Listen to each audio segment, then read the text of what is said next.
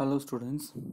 So last class we have seen this introduction to C and structure of C. Okay, so this is the structure of C and historical development of C language. Okay, and this is the person who invented this C language, Dennis Ritchie, in the year 1972 in A.T.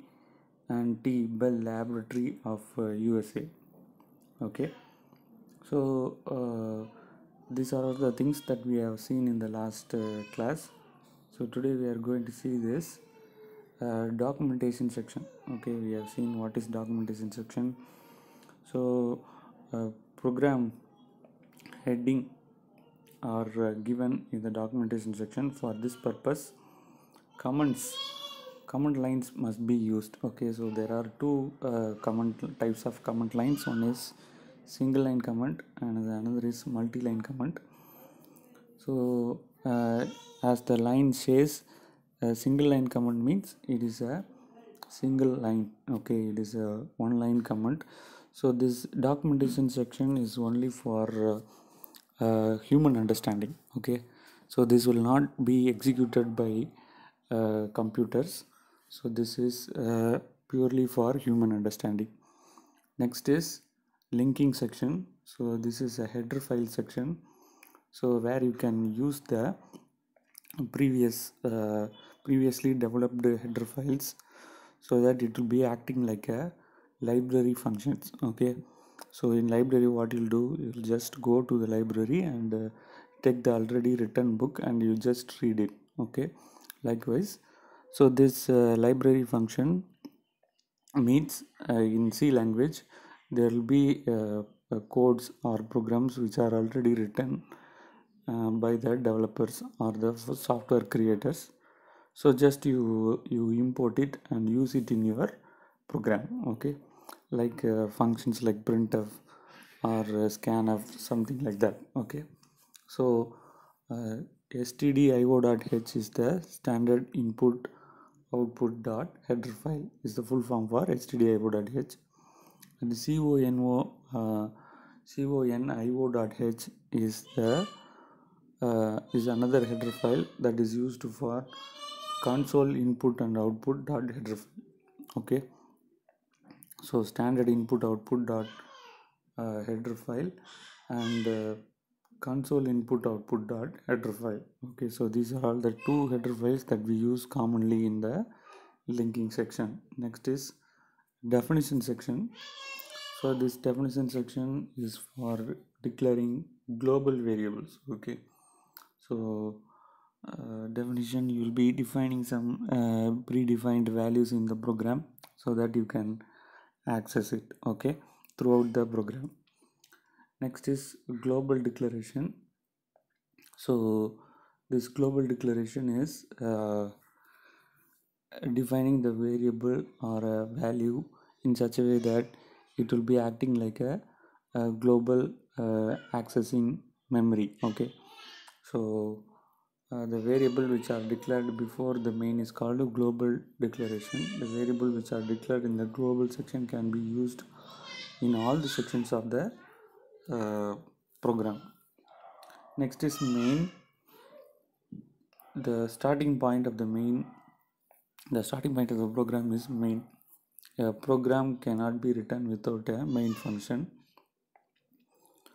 Main is the important program part. Okay, so the compiler or the interpreter will start looking on the main function to start the program. So you cannot able to write a program without main function. Next is declaration part. So a variable used in the program or declared in this part. The variable which are used in this this part cannot be used outside the main function. This declaration is also known as local declaration. So declaration part inside the main is a separate one. So you can also declare variables or values here, and you can access it inside this main only.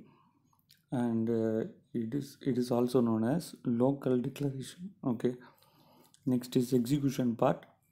So a part is executed by system called function main, or a program is executed by the system called the main function as consequence of command given by the programmers. Okay, so if we extend a function, okay, from the main, then you'll be giving a calling function here and called separate declaration part for the calling function.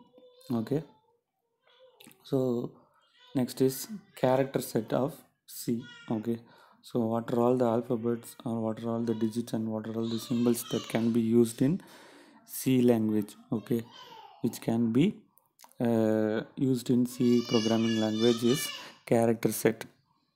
So first one is alphabets. So alphabets from A to Z, both small case and uppercase. So smaller case means smaller letters, uppercase means capital letters. Next, digit from 0 to 9. Digit means numbers. Next is special characters. Okay, you can use all these special characters in your program. Next is data type. So what kind of data types can be handled in this handled by the C language in this programming? Okay, so there are 4 different types of data types. One is character means 1 byte. When you use this data type char, then it will allocate 1 byte of memory to this variable. Integer means it is a number. It is 2 byte. Okay, when you use this integer data type to a variable, then it will allocate 2 bytes of memory space. Float means decimal numbers. 3.14 is an example for decimal numbers. So this is 4 bytes. Okay, next is double. Double means 8 bytes, so which allocates a larger number. Okay, it is a very larger number, like crores, lakhs, something like that. Okay, so when you provide a larger number, then you can store it in double. Okay, so a character means single letter of alphabet, or even numbers, or even special symbols. And integer means only number, float means only decimal numbers, and double means larger numbers. Okay, so these are all the corresponding uh, memory location which are allocated to that data type. Next is constants. So there are 2 types of constants. One is numeric constant and another is non-numeric constant. So constant means the value does not change throughout the program. So there are 2 types. One is numeric constant, one is non-numeric constant. Numeric constant means only numbers. Okay, non-numeric constant means other than numbers you can also assign characters like letters, symbols, anything like that. Next is variable. Variable means the value does not change throughout the program. Keep on changing throughout the program. So you can add some value to it, or even you can delete some value to it. So you can do calculation on the variable. So these are all the actions that can be done in the variable.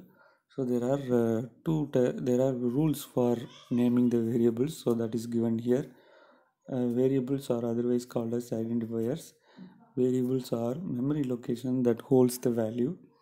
The variable name must begin with alphabet or underscore followed by alphabets or numbers. So the variables that are used in the program should be defined before they are used. A variable corresponding to an area of memory which can store a value of given type. Okay, so this is a example. So example, int is a data type which is seen in the above topics. So a is a variable name and it has the value 6. Okay, so variable is a memory location that holds some value. Okay, next is keywords. So with this we'll finish the class today. We'll see the keywords, declaration statement, escape statements, escape sequence, and the book back exercise in the next class. Thank you, students.